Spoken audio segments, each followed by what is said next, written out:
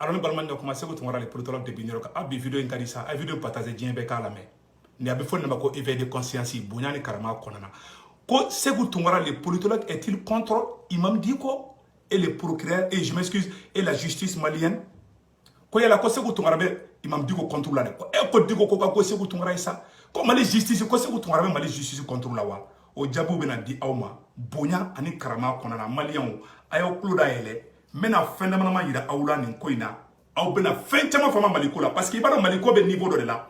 Ou be don ou ye Mali ci ka ce niveau de la kado adamadenw no akliw cɛ donc mɔgɔ bɛ bin fili la kuma bɛɛ si t'i ta yɔrɔ dɔn ne bɛ mun ɲɛfɔ ɲɛna ne tɛ baara kɛ mɔgɔ si ye n b'o fɔ fɔlɔ ko Sékou Toungara bɛ Mali justice contre la non n'i ye yɛrɛ wolo ye i b'i ka jamana fɛ wallahi i tɛ k'i ka justice majugu ye i b'a critiquer mun man ɲi i yɛrɛ bolo mun man ɲi i b'o critiquer Mali juge ɲumanw bɛ yen wallahi ala b'a dɔn a kɛra b'a dɔn procureur ɲumanw fana bɛ yen ante justice contre là et puis moi je promets moi ne bena mani vidéo man chama fara ɲɔgɔn kan an ka jani procureur Kasoge ka baara kɛ ɲɔgɔn fɛ procureur Kasoge e bɛ tubabukan de fɔla dɛ to i ka bamanankan fɔ voilà i ka kuma ɲɛna i ka kuma dɔw ɲɛna mais dɔw bon n tɛna n da dɔw la mais i ka kuma caman bɛ o ɲɛna o diyara ne yɛrɛ ye donc ko Sékou Toungara bɛ Imam Diko contre fana na ayi non ne tɛ Diko contre la n bɛna exemple caman di aw ma bi a bɛ fɔ ne ma ko éveil de conscience vidéo ne ni vidéo mani piyapiyalen tɛ kelen ye dɛ minnu bɛ sara kama minnu bɛ sara u ka bɔ ka mɔgɔw neni k'u faw n'u baw neni ne t'o ye walayi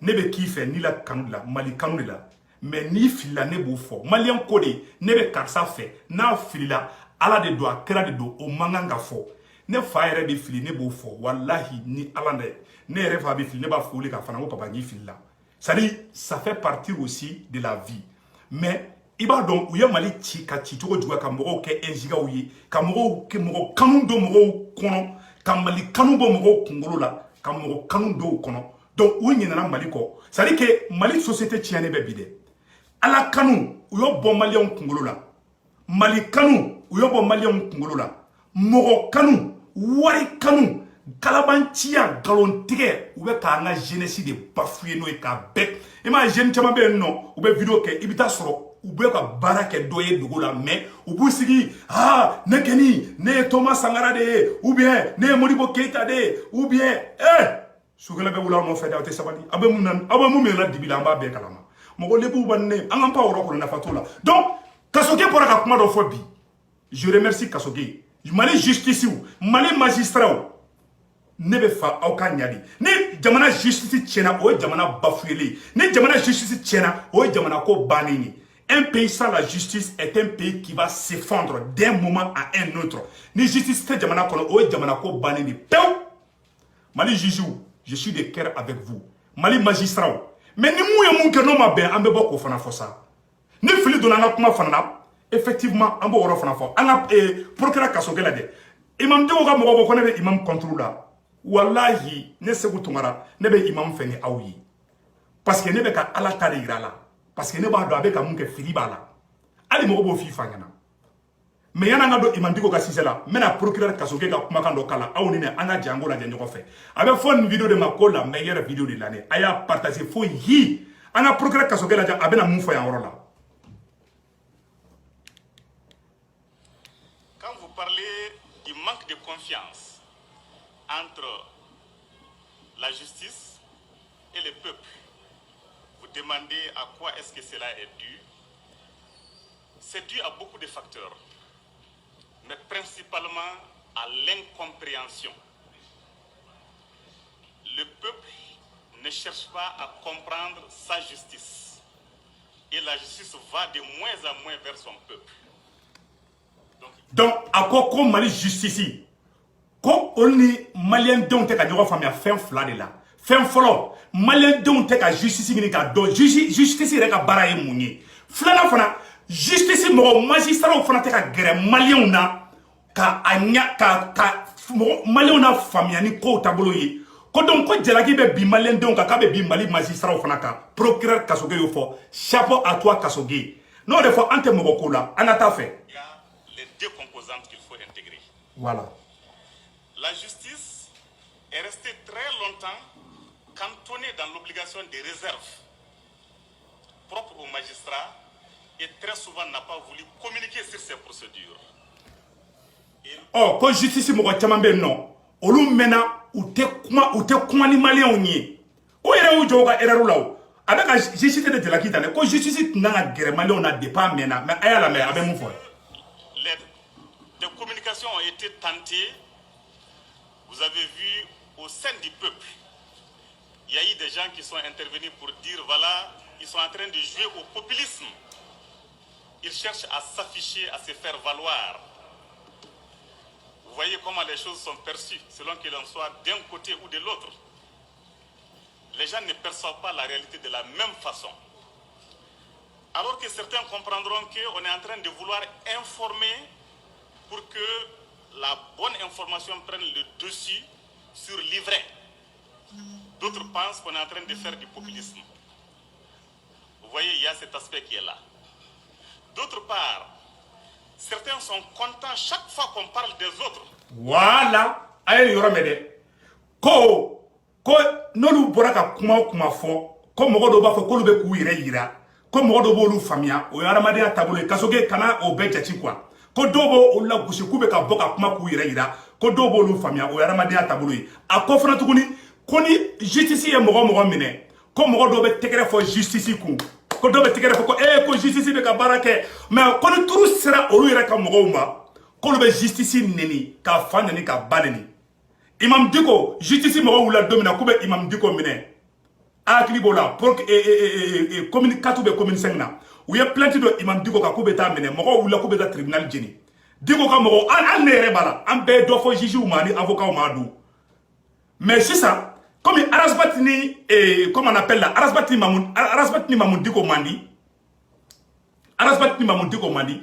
Justice Arasbatini mine ka don kasola ou be tegere fo justice ko. Mais c'est que na ke Diko made. Ni Diko fila, justice ke na sama de. Ni justice sera ma dongodo ou beta. Ça dit kasoge kungolo ba kanda quoi. Ibi se ka foko kasoge komandi. Ibi se ka foko kasoge be fli. Mais tiena be tien fo. Ima kasoge yere sigira aboko juge comme magistrat chamante communiquer comme magistrat kuma na gere malien na comme malien forma gere magistrat là ça veut dire que aka kuma ni tabolo a jarane ango de fo ante mogo ko kalela ande fe malika nyadi ni mali nyali bora hali falida ne be tegere fo faliku. Je ne suis contre personne. Je ne suis contre personne. Mais maliko kera mogo ko di anga cheka kuma to la me folo ay kuma la mede c'est très important. Donc maintenant ça non, certains sont contents chaque fois qu'on parle des autres. Voilà.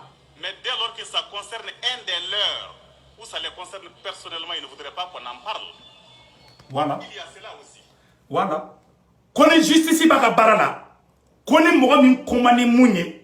Comme mogo be olu magistrat ou utiliser de, kolu ke kelege bereye, kote marché de.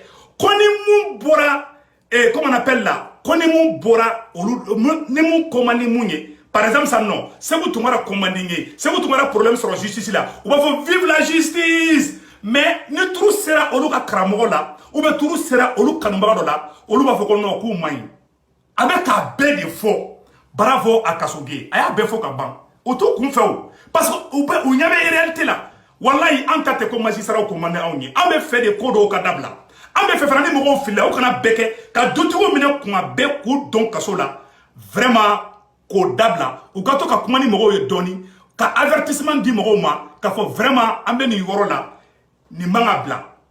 Donc avec ko kuma de fois tanto. Ambe sigi ambe aka kuma to la membalima o. Aye kuma chama fo. Voilà. Certains sont contents chaque fois qu'on parle des autres. Voilà. Mais dès lors que ça concerne un des leurs, voilà. Ça les concerne personnellement, ils ne voudraient pas qu'on en parle. Voilà. Il y a cela aussi.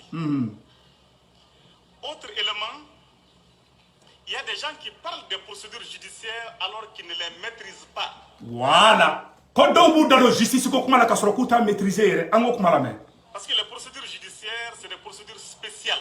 Voilà. On ne peut pas se lever un matin et en parler comme cela. Il faut aller à l'information. Voilà. Chercher à comprendre. Voilà. Savoir de quoi ça retourne avant de communiquer. Les gens devraient faire cet effort-là. Voilà. Quand on fait la justice, il faut justice. Ne y'a mis de comme on mine na chogodola. Ne peut pas communiquer. Et ma ne message chuma. u ye Segu Tunkara ka message mɛn u ye conférence kɛ vraiment magistrat n b'aw fo aw ye ninnu k'a diyara ne ye ama kitakaw ko k'u t'u ka procureur fɛ ko zone do ko kalamanci do bon erreur kelen mun bɛ magistrat aw ka côté la aw ko de ko Mali magistrat kelen n'o suɲɛni kɛ a kana fɔ ma k'o ye suɲɛni kɛ k'o ye outrage ye kitaka bɛɛ bɔra k'a yira k'a fɔ k'u ka magistrat ko Haidara ko zone de do mɔgɔ fagala de do a y'i ban ka mɔgɔw bɔ kaso la cɛnin tora kaso la f'a sara kitakaw bɔra k'o manifestation kɛ o élément a y'a bila u kunna ko magistrat bɛɛ a bɛɛ tɛ mɔgɔ jugu ye a bɛɛ tɛ mɔgɔ ɲuman ye donc an bɔra k'o de fɔ bɛɛ lajɛlen ɲɛna c'est à dire que mɔgɔ caman bɛ kuma magistrat ka ko kan u t'a ko fana maîtriser k'a ɲɛ dɔn donc an minnu bɛ bɔ ka kuma caman fɔ an b'a fɔ de a bɛ se ka ɲɛ cogoya min na mais an t'a fɔ ni juguman kan ye an t'a fɔ ko ka juge la gosi an t'a fɔ ko juge bɛɛ man ɲi an t'a fɔ ko magistrat bɛɛ man ɲi mais ni mun man ɲi fana a bɛ fɔ ko man ɲi ni mun filila a bɛ fɔ o filila dans le respect ni mun fana ye magistrat dɔ dɔgɔya a i kunkolo ka bon dɛ i nunbara ka bon dɛ i sen gɔlɔngɔlɔnnen don dɛ a i cɛ ka jugu dɛ o de ye attaque personnelle ye o man kan ka kɛ mɔgɔ man ka juge dɔgɔya mɔgɔ man ka avocat dɔgɔya mais zone tɔgɔ ye zone de mɔgɔ fagala tɔgɔ ye mɔgɔ fagala de ni procureur ye suɲɛni kɛ a bɛ fɔ ko procureur zone Mali magistrat a y'o yɔrɔ faamuya k'a fɔ o foli tɛ se ka dabila parce que a kɛra ni da maga dɔrɔn mɔgɔ bɛ taa kaso la a ka bonya b'an kan an b'aw dɛmɛ baara bɛ ɲɛ cogoya min na an n'aw bɛ communiquer i mago tɛ ka taga droit école la pour que i k'a dɔn k'a fɔ magistrat ye zone ye magistrat zone bɛ yen dɛ u bɛ wariw yɛrɛ demander mɔgɔw la u dɔnnen don kitakaw ye preuve yira kita cɛkɔrɔba denmisɛnnin makɔrɔba o wulila k'u tɛ Haidara fɛ ko Haidara ye zone de ko Haidara mɔgɔ fagala de u y'a fɔ dɛ a ma dogo a vidéo bɛ yen a vidéo dɔw yɛrɛ bɛ yen nɔ i jɔ n ko bɔ k'o yira aw la kitakaw ye une semaine di u ka procureur ma ko n'a ma kita bila wallahi ko ko dɔ bɛ kɛ donc o b'a yira d'abord k'a fɔ vraiment fɛn dɔ bɛ yen donc n bɛna o yɔrɔ bɔ k'o yira aw la voilà a y'a kɛ to ala yɛrɛ ko ko n'i da fɔ a tigi la ne voilà jigilatigɛ bɔra cɛ k'a taara kaso la bana nana a b'a kɛ to dɛ n b'a yɔrɔ voilà filɛ nin ye yamaruya kɔnɔ an ye marche kɛ ka na bi c'est pour que ka na an ka ras-le-bol yira ras-le-bol face aux agissements du juge Haidara i b'a kalama dossier kolon fosi tɛ yan dossier fosi tɛ yan k'a fɔ ko ni ɲuman b'a la dɔrɔn i tɛ Haidara tɔgɔ mɛn mais n'i ye wariko fɔ dɔrɔn i bɛ Haidara tɔgɔ mɛn donc n'a nakun ye wariko de ou bien n'a nakun ye a ye kɛri bila sariya kɔnɔ olu mun kan ka sariya tigɛ comme il le faut parce que olu de bɛ sariya baara kunna mais n'ale tɛ sariya tigɛ comme il le faut ni wari de ka d'a ye wari t'an bolo k'a d'a ma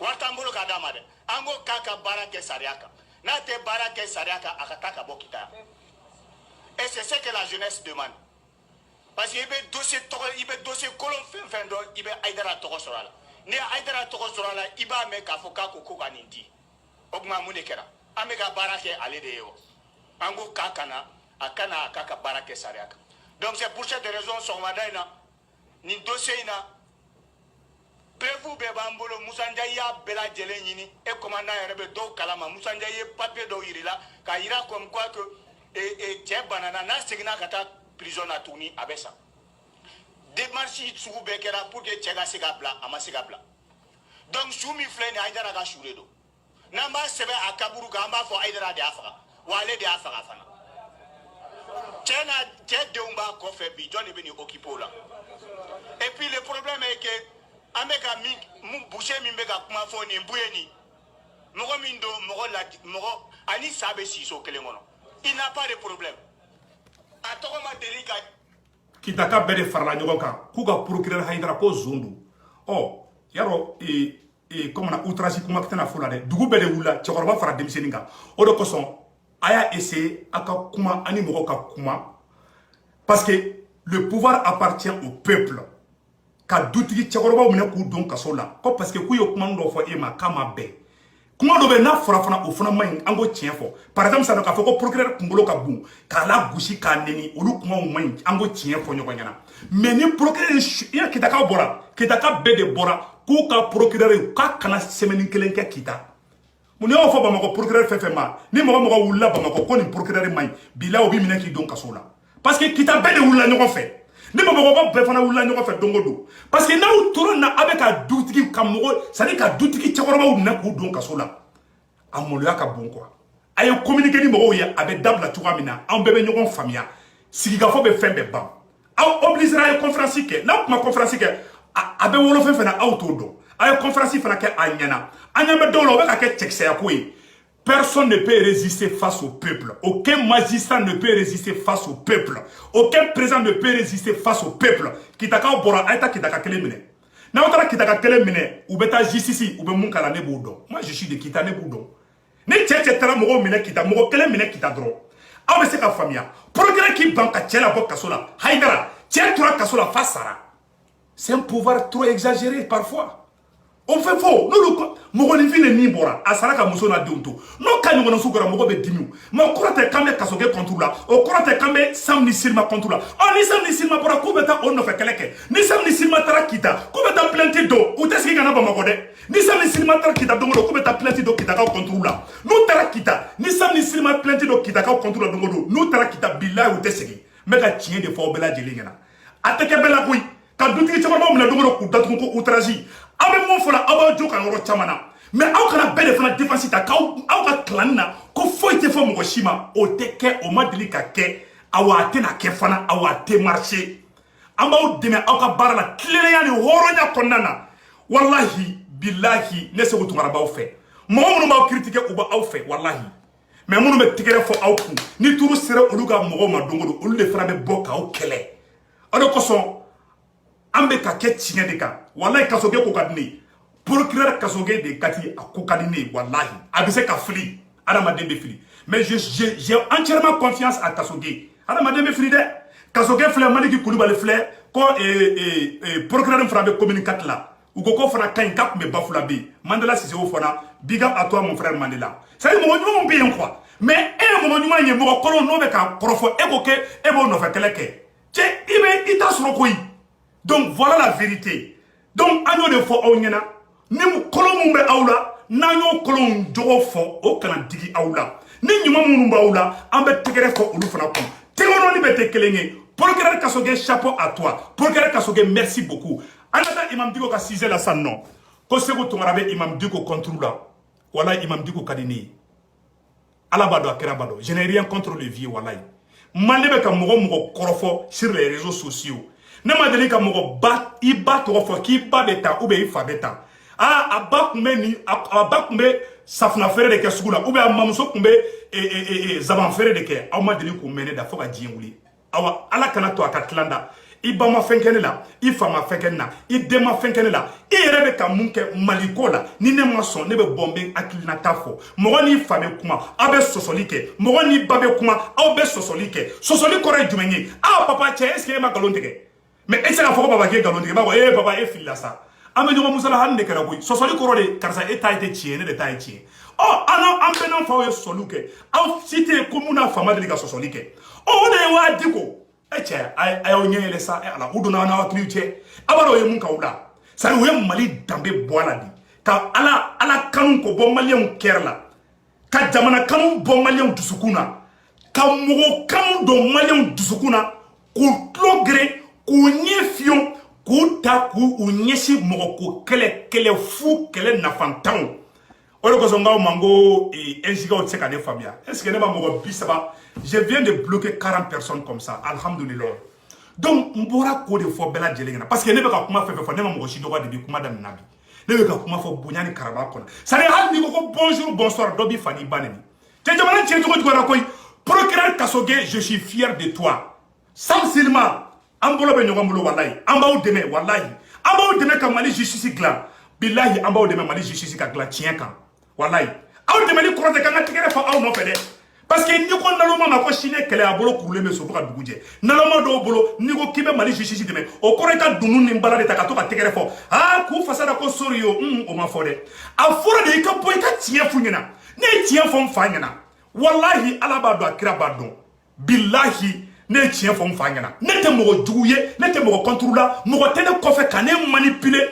je travaille au fond de mon cœur mais ka éveiller conscience de que malien den yere wolo horon den ayo klo daile aw ka bom mogo kola aw kana alako aw kana maliko la ni maliko kun ye ala ko ani maliko ye mali kun tɛ bin ka se nin yɔrɔ la parce que bɛɛ tugulen bɛ mɔgɔ dɔ de kɔ n'o tigi taara yan fɛ o bɛ taa yan fɛ n'o tigi taara yan fɛ o bɛ taa yan fɛ o de y'a to jamana in binna a ye sous-région bɛɛ jateminɛ bɛɛ bɛ mali ɲɛ bi mali binna ka tɛmɛ jamana bɛɛ kan bi mun don parce que jamana kanw tɛ maliyɛnw kunna bilen o n ko dɔw yɛrɛ b'i sigi cɛ maliko tɛ tiɲɛ sa cɛ tiɲɛ tɛ yen bilen fo dɔw yɛrɛ b'a fɔ ko tiɲɛ yɛrɛ tɛ yen bilen c'est à dire u ye tellement u ye nkalon don adamadenw kunkolo la k'o manipuler jusqu'à un certain point fo dɔw yɛrɛ b'a fɔ ko non ko tiɲɛ tɛ maliko la bilen k'a bɛɛ nkalon donc a bɛɛ de fɔlen filɛ aw bɛɛ lajɛlen ɲɛna Diko bɛ ko dɔ kɛ a man ɲi an bɛ bɔ an b'a fɔ bonya ni karama kɔnɔna na Diko ye mɔgɔ jumɛn soutenir Mali kɔnɔ k'a kɛra hɛrɛ ye Mali ma Diko bɛ ka ko caman kɛ n'a man ɲi a bɛ fɔ est ce que Diko kelen de tɔgɔ bɛ ka fɔ Mali kɔnɔ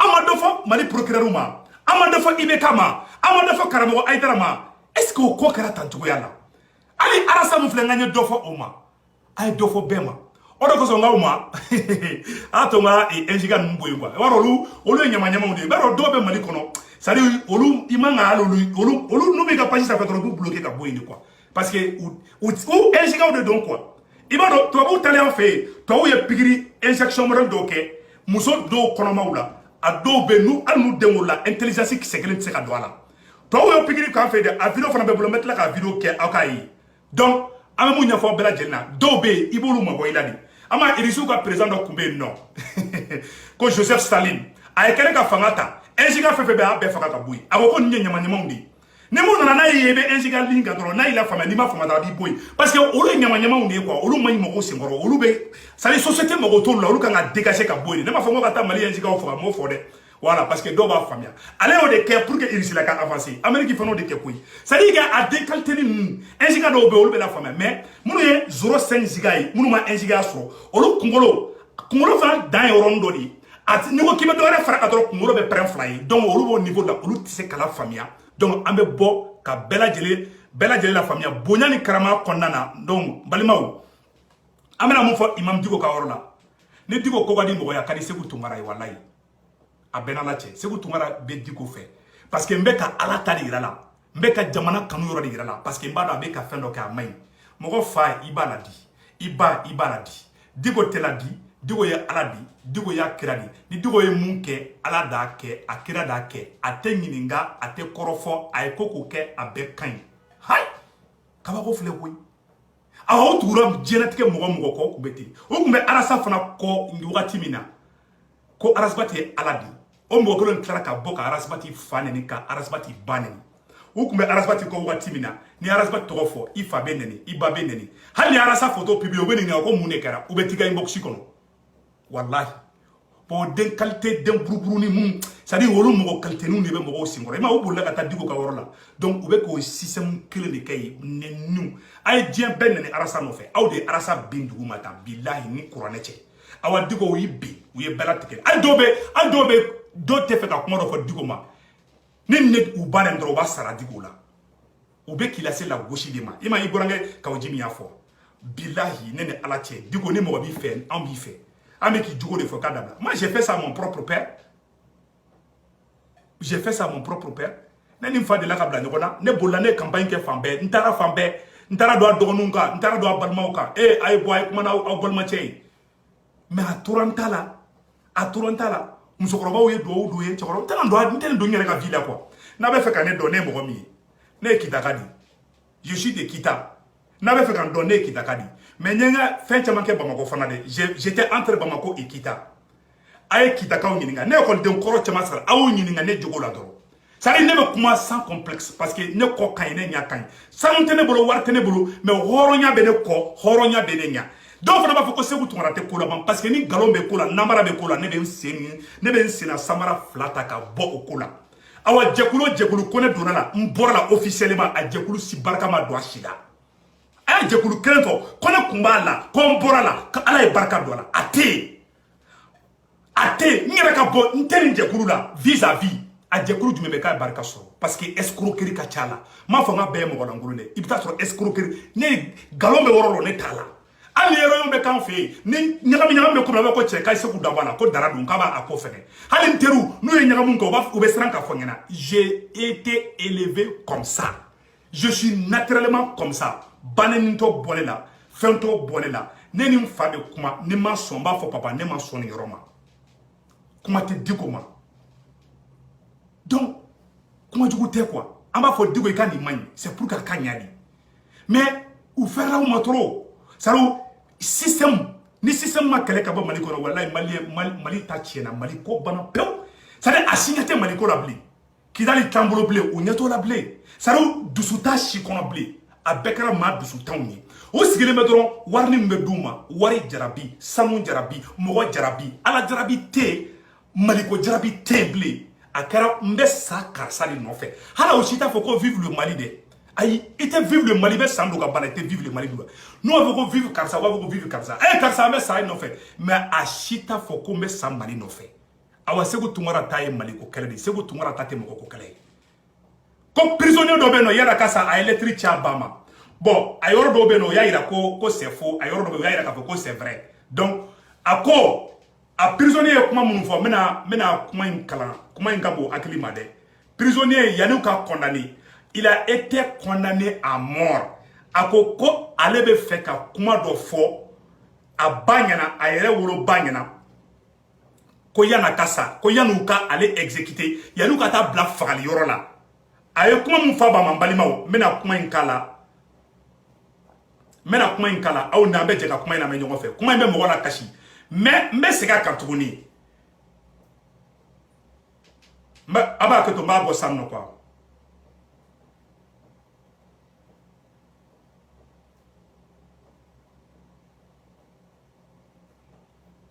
voilà, ko lettre d'un prisonnier à mort à sa mère. Voilà. Aïe, nous comment m'aider.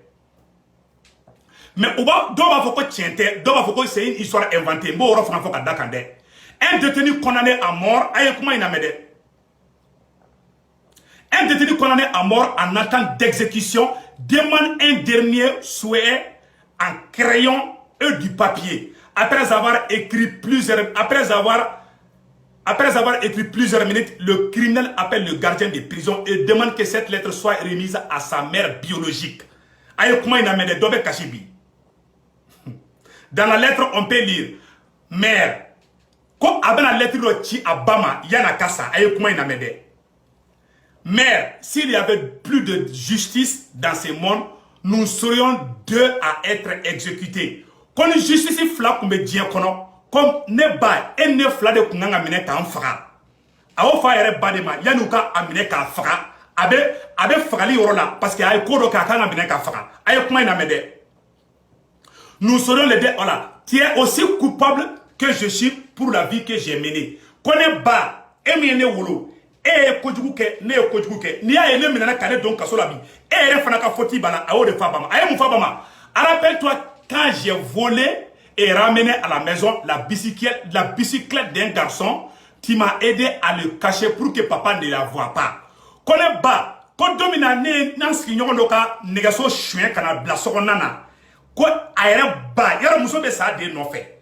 Ka bada deme kan negaso ndugo wala sa fa ngana boa kalama. Ko ni fa bora kalama ko fa bali gushi. Aya ye mogombi i supporter galon ka ki jugudo meno exemple de ila aulabi. Amoroya. Voilà, tu m'as aidé à le cacher. Te rappelles-tu, lorsque j'ai volé de l'argent dans le portefeuille du voisin, tu es allé avec moi au centre commercial afin de le dépenser. Quand on war chien domina, ne ba, imane ngiringa ne war boromina, ne te barana, ne te foina, ne war chien. E moyen ne ba e dana frane ka antara wari ndunyo ko fait centre commercial là.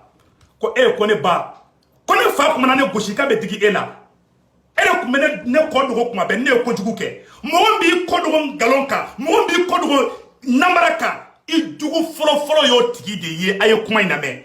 Fa me fait ka chani korise wala sakana ke criminel ba me ka fa kele de no fait. De minena ayo mogo faga ayo marfa chimogola a minena ka don kasola ka yana u ka faga parce que akanga condamné à mort ka la jo ka marfa chala ou be ka serum uka pigiri lo kala wala sa besa ako yani ngasa ayeli letri chimbama ne kume koko ke ne bade kume ne kodo ga bela aw be kode ke diko la aw diko jugude ay ala jugude ay suran trawde ay galon tige comme Amérique président letri chi diko ma pour tromper le peuple malien pour tromper Allah aw tɛ ala dɔn aw t'a kira dɔn aw tɛ di ko fɛ ni kuranɛ cɛ aw tɛ di ko fɛ a y'a fɔ ko Sékou Toumara de ko tɛ di ko fɛ u bɛ u yɛrɛ ka intérêt ɲiniw de la u bɛ ka mɔgɔw faw neni k'u baw neni parce qu'il n'aime pas Diko ni bɛ mɔgɔ fɛ wala i b'a bila sira kan cɛ ni fagara jɔn nɔ don a ba de nɔ don ba y'a kɔ dogo ngalon kan mɔgɔ min b'i dɛmɛ ngalon kan i kanubaga tɛ mun ye i bɛ ka fanga tiɲɛ a kɛrɛfɛmɔgɔw da bila sira jugu kan u ma bila sira ɲuman kan mun bɛ président ka fanga tiɲɛ a kɛrɛfɛmɔgɔ de b'a tiɲɛ o de b'a fɔ non ça ce n'est rien tout va bien k'a sɔrɔ tout ne va pas bien kɔngɔ bɛ nin ka mɔgɔw faga minɔgɔ bɛ nin ka mɔgɔw faga maliyɛnw ka kɛ tiɲɛ fɛ ni ye exemple de ka yira aw la k'a fɔ diɲɛ in tɛ marché nkalon kan maa maa ye diɲɛlatigɛ ko bɛ kɛ nkalon kan don dɔ la i bɛ k'i yɛrɛ ma jugu ye aw t'aw da ka miiri kaburu la ni sara dɔ min na i ka kati o tɛ don kaburu kɔnɔ i muso o tɛ da kaburu kɔnɔ i kɛrɛfɛ i den tɛ taa da kaburu kɔnɔ i kɛrɛfɛ ne Sékou bɛ tila kuma la bi ne bɛ sa bi ne bɛ sa sini ne t'a dɔn mais i b'a dɔn dennangolon tɛ se k'o faamuya quoi u bɛ i bɛ na dɛ u bɛ k'i ba na nin commentaire la i bɛ na i dimiya b'u la parce que a tɛ se ka don u kunkolo la sɛntanɛ denw wololen de don u t'a ɲini k'a faamuya awa u tɛna faamuya awa ninnu de ye société ɲama-ɲamaw ye den ɲama-ɲama minnu bɛ société la qui sont pourris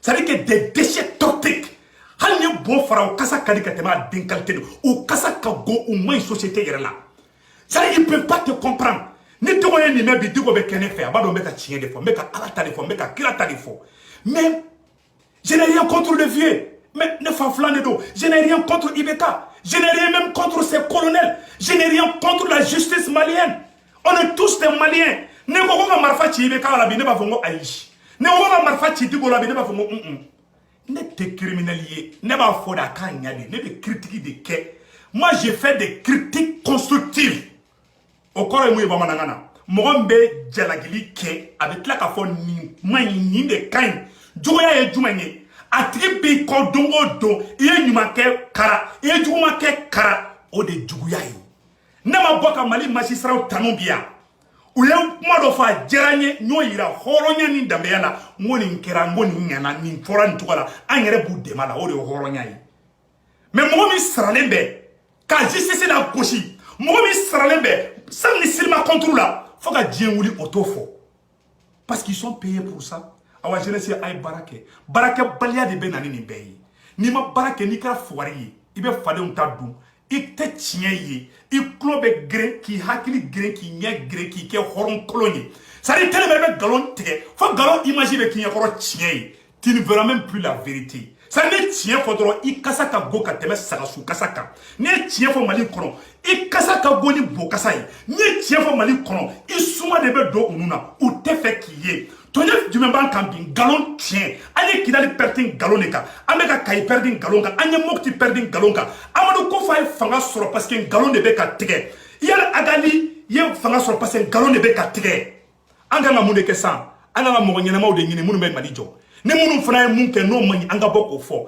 hali ka Mali justice la gosi ka Mali justice danbe bɔ a la k'a la gosi ka diɲɛlatigɛ kuma bɛɛ fa kan jɔn nana n'a ye c'est Imam Diko Diko m'a convoqué yan jɔn fɔlɔ justice dévié Mali kɔnɔ Diko a été convoqué mais n ko don u taara ko bɛ tribunal jeni o don jugew fa nin na o don magistrats ba nin na Diko nɔfɛ mais Alassane min nana bi non o Diko kelen ka mɔgɔw de bɛ na ko non ko justice ko vive la justice i ma Kasoge y'a fɔ Kasoge ala ka barika don la eh non Kasoge je t'aime a y'a fɔ procureur Kasoge ɲɛna ko non ko je l'adore wallahi ni ne ka ni ne hɔrɔnya ye quoi hali juges yɛrɛ tigɛlen bɛ aw la aw minnu bɛ ka nin acte kɛ procureur Kasoge y'a fɔ dɛ a y'a lamɛn.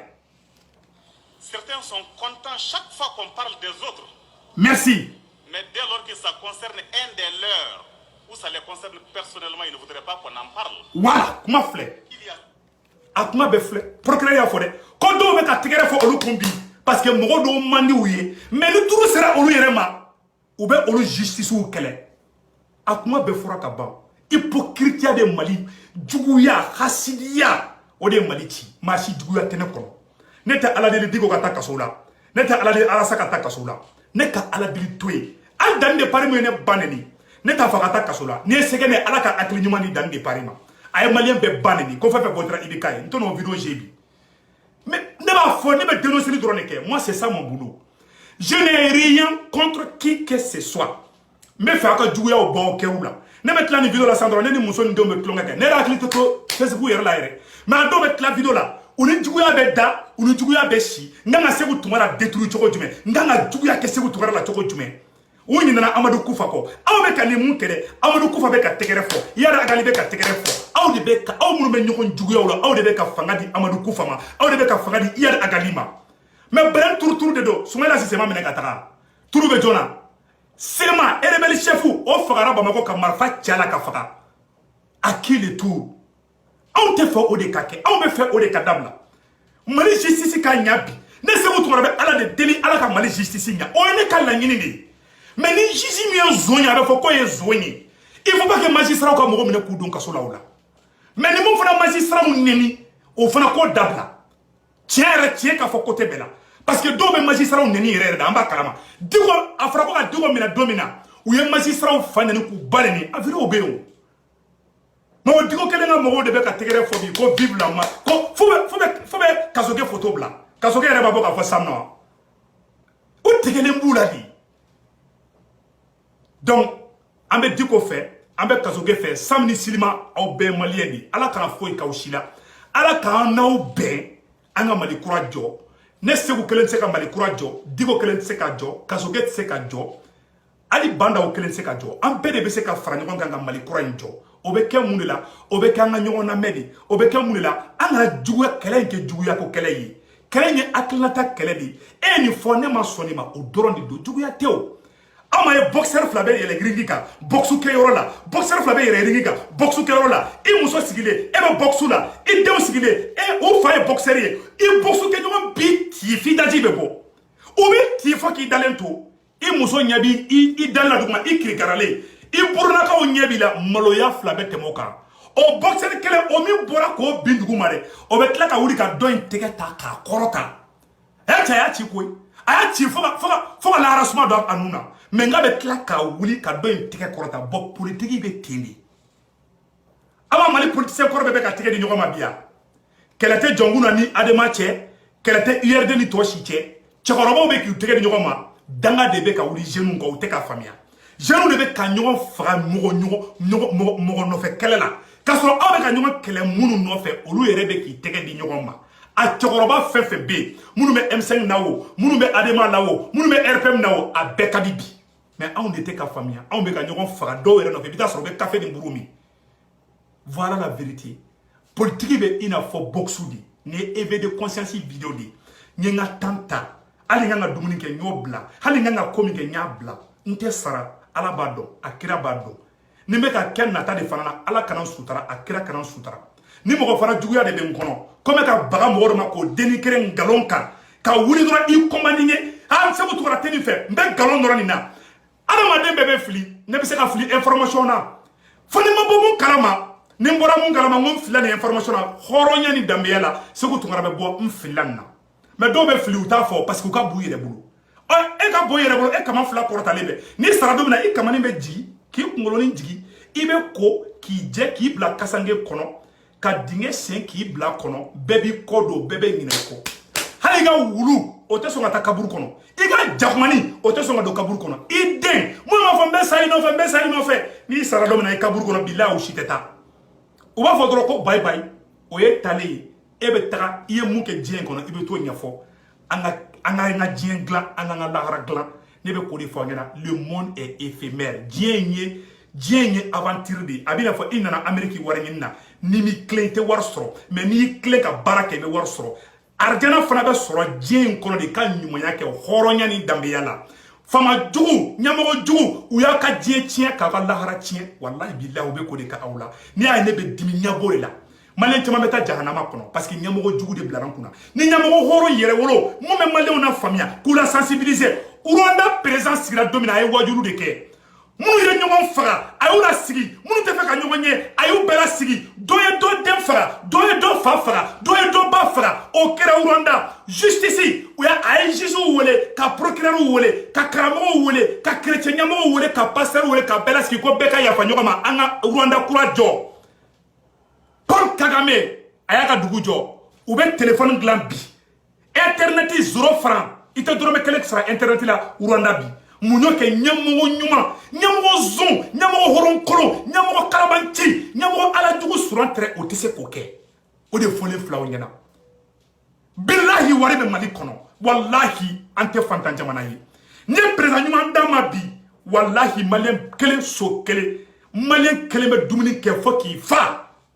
mo kele milliard de dollars mo kele mo million ga wartu mali be mo mi bolo otage la atete 20 personnes ka 20 personnes ont pris en otage notre chère patrie côté fo ni on fo ou be banani ngala ou blaila ou be fanani ngala ou blaila qui ka imagine la nogo monsieur le procureur Kasoge amba ou demain mais les vrais coupables ce sont nos dirigeants nos autorités a bananikela a fananikela ou be dugolebe anga sorasi nyamogo anga ministre anga député o debe kanga jamana imagi tien awa ibe ni mali kilendoro le kono odato ala keleme ka mali to jigin ka taga fe mais utala dondola ala ba be hala gi dondola bilayi mais la tien de fa yana de itama to ka mobile taro mo bi soro dondola o le ga jamana la be ni jamana tira atene arranger ate au arranger mais naloma un giga denangolo de nyamama o tese ka ni royi.